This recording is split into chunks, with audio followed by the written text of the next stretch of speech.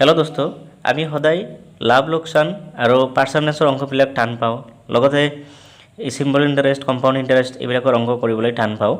কিন্তু মই আপোনালোকৰ কাৰণে একেবাৰে সহজকৈ ভিডিঅ' লৈ আহিছোঁ। ভিডিঅ'টো চোৱাৰ পিছত আপোনালোকে গোটেই অংকবিলাক একদম ক্লিয়াৰলি কৰিব পাৰিব। পৰিমাণৰ যিবিলাক অংক আছে, যেনেকৈ লাভ লোকচান হওক বা ইণ্টাৰেষ্ট হওক, GSTৰ ওপৰত হওক বা পাৰ্চেণ্টেজৰ ওপৰত হওক, এই গোটেই কুৱেশ্যনবিলাক আপোনালোকে একেবাৰে সহজকৈ কৰিব পাৰিব। চ' বলক আমি এটা এটাকৈ কনচেপ্ট আলোচনা কৰোঁ। কুৱেশ্যনত দিছে যে হোৱাট পাৰ্চেণ্টেজ অফ 64 ইজ 16, অৰ্থাৎ আমাক পাৰ্চেণ্টেজটো ওলাব দিছে। এতিয়া যিটো ওলাব দিছে আমি সেইটো ধৰি ল'ম এক্স পাৰ্চেণ্টেজ ধৰি লৈছোঁ, ঠিক আছে। এইটো আমাৰ ওলাব লাগে, এক্স পাৰ্চেণ্টৰ মান ওলাব লাগে।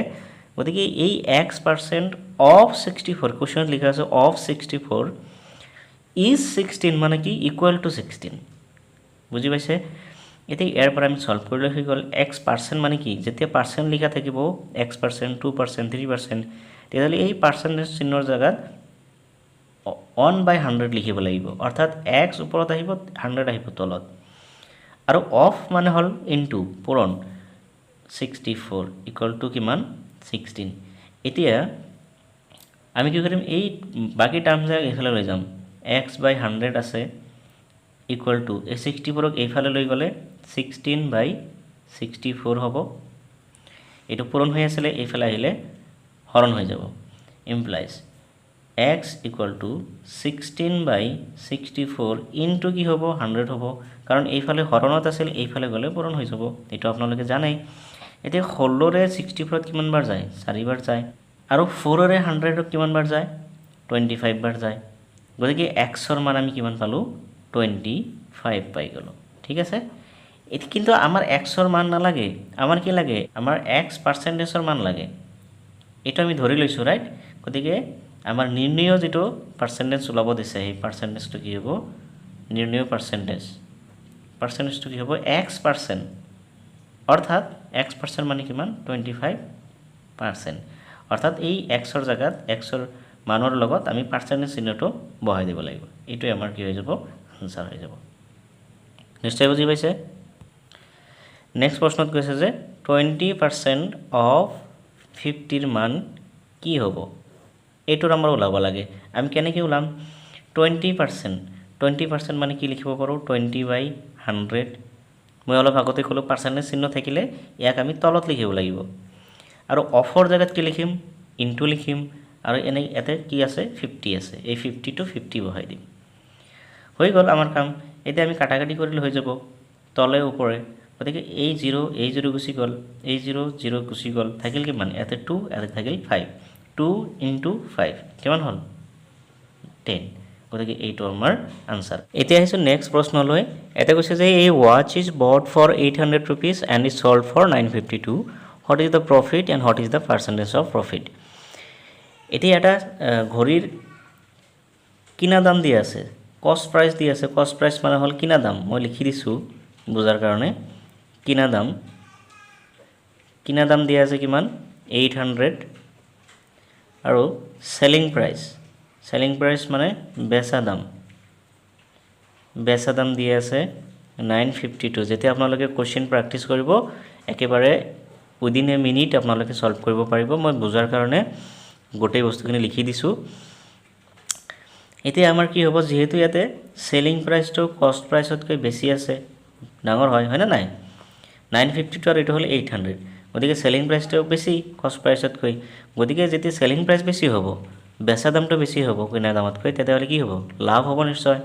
গতিকে লাভ হ'ব, লাভ আমি ইংৰাজীত কি দিওঁ, পিৰে বুজোৱা হয়, মানে প্ৰফিট কিমান হ'ব, এই চেলিং প্ৰাইচৰ পৰা কষ্ট প্ৰাইচটো বিয়োগ কৰিলেই হৈ গ'ল। চেলিং প্ৰাইচ কিমান আছে 952, কষ্ট প্ৰাইচ আছে 800, গতিকে ইয়াৰ আনচাৰ হ'ব 152 rupees। 152 কি হ'ল, লাভ হ'ল। এইটোতো আমাৰ 1 নম্বৰত গুচি গ'ল।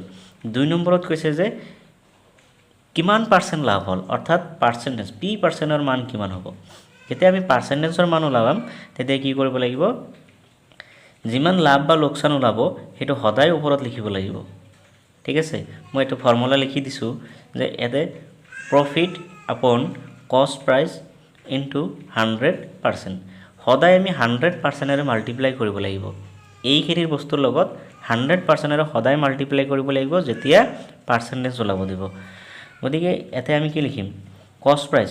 আৰু এটা কথা মনত ৰাখিব যে আমি এই পাৰ্চেণ্টেজটো লাভ বা লোকচানৰ হাৰটো আমি কি কৰোঁ কষ্ট প্ৰাইচৰ ওপৰত সদায় ওলাওঁ, ঠিক আছে, চেলিং প্ৰাইচৰ ওপৰত নহয়। বেচা দামৰ ওপৰত কেতিয়াও আমি লাভ বা লোকচানৰ পাৰ্চেণ্টেজ নোলাওঁ, আমি সদায় কিনা দামৰ ওপৰত ওলাওঁ। গতিকে কিনা দাম CP কিমান আছে, CP আছে 800, গতিকে 800 তলত লিখিব লাগিব।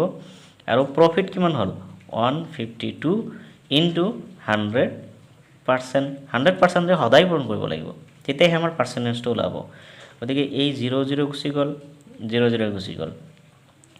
আৰু এই 8ৰে যদি মই 152 হৰণ কৰি দিওঁ কিমান হ'ব 19 হ'ব, আৰু পাৰ্চেণ্টেজ চিহ্নটো বহাব লাগিব। গতিকে প্ৰফিট বা লাভৰ শতকৰা হাৰ কিমান হ'ব 19% হ'ব লাগিব। গতিকে এটা বস্তু যিমান কিনিছিলে সেই কিনা দামৰ হিচাপত তেওঁ 952ত যেনেকৈ 800 কিনি 952ত বিক্ৰী কৰিলে, তাৰ লাভ হ'ল ইমান টকা আৰু সেই লাভৰ শতকৰা হাৰ হ'ল 19%। গতিকে কথাখিনি নিশ্চয় বুজি পাইছে। এতিয়া আমি নেক্সট কুৱেশ্যন চাম। নেক্সট কুৱেশ্যনত কৈছে কষ্ট price of A ball is 150 rupees. কষ্ট প্ৰাইচ দিয়া আছে, আমি লিখি লওঁ। CP দিয়া আছে কিমান 150, ঠিক আছে। If the shopkeeper sells the ball with the loss of 10%, এতিয়া লছৰ পাৰ্চেণ্টেজটো দিয়া আছে কিমান 10% দিয়া আছে। এতিয়া কিন্তু প্ৰফিট নহয়, এইটো লছ হৈছে। Then what is the selling price of it, cost price দিয়া আছে ইমান, লছৰ পাৰ্চেণ্টেজ দিয়া আছে ইমান, গতিকে চেলিং প্ৰাইচটো কি হ'ব, অৰ্থাৎ বেচা দাম কি হ'ব। যিহেতু আমাৰ এই 150 টকাত বস্তুটো কিনিছে, গতিকে আমি কিমান টকা লছ হ'ল টোটাল সেইটো ওলাব লাগিব প্ৰথমতে। গতিকে টোটাল লছ আমি কেনেকৈ ওলাম, এই CPৰ ইনটু লছ পাৰ্চেণ্টেজ কৰি দিলেই আমাৰ কি হ'ব টোটাল লছটো ওলাই যাব। গতিকে CP কিমান আছে 150 ইনটু লছ কিমান আছে 10%, অৰ্থাৎ 10%ক আমি কি লিখিব পাৰোঁ 10/100 লিখিব পাৰোঁ। গতিকে এই 00 গুচি গ'ল, এই 00 গুচি গ'ল, কিমান হ'ল 15 টকা টোটাল কি হ'ল লছ হ'ল। গতিকে যিহেতু বস্তুটো 150 টকাত কিনিছিলে আৰু 15 টকা লছ কৰি বেচিব লগা হ'ল, তেতিয়াহ'লে ইয়াৰ বেচা দামটো কিমান হ'ব। গতিকে চেলিং প্ৰাইচ কিমান হ'ব, নিশ্চয় কিনা দামতকৈ কম হ'ব মানে এই লছটো বাদ দিলেই কি হ'ব বেচা দাম হ'ব। গতিকে CP মাইনাছ লছ কৰিলে হৈ যাব, অৰ্থাৎ 150 মাইনাছ এই 15 টকা যদি মাইনাছ কৰি দিওঁ,